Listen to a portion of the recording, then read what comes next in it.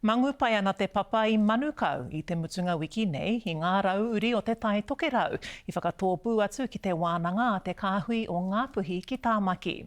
He mea whakarite te kāhui nei nā Tasha Hohaia rāua ko Mahera Maihi i te tau 2019. I te mutunga wiki tahi nei kahori, ka tū ko e tahi pūkenga maiangi no te wharetapu o Ngāpuhi hei pau whakaako mō ngā whanaunga i tau atu. I tai atu hoki ko tā mātau karere ko Marina Mane.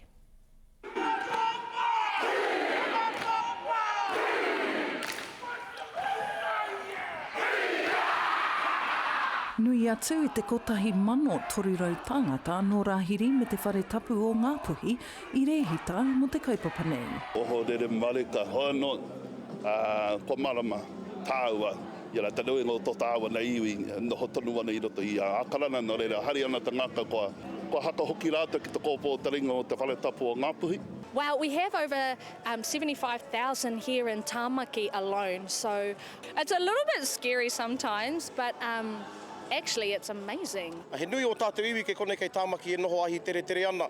Hoi nāno tā mātu he haere mai, he toha toha i etahi wahi konga kōrero, konga waiata.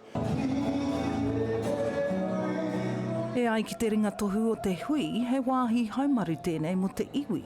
Ki te kohi whakaaro, hei whakamana i a rātou anō, aha koa ngā hua i puta i te kāwanatanga. Part of the pātai is around some of those challenges, and we know that there are some challenges coming out from the kāwanatanga space, but what is it collectively that we can do in the rangatiratanga sphere? We don't need the government for everything. I kitea anō e tahi kanohi rongonui i roto i ngā rārangi e haka ana.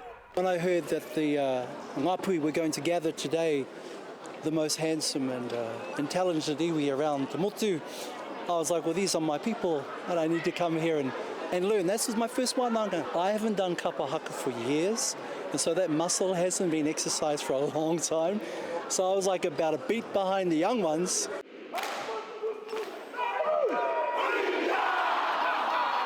I rere anō e tahi whakaaro me pēwhea e hui katoa ai a Ngāpuhi.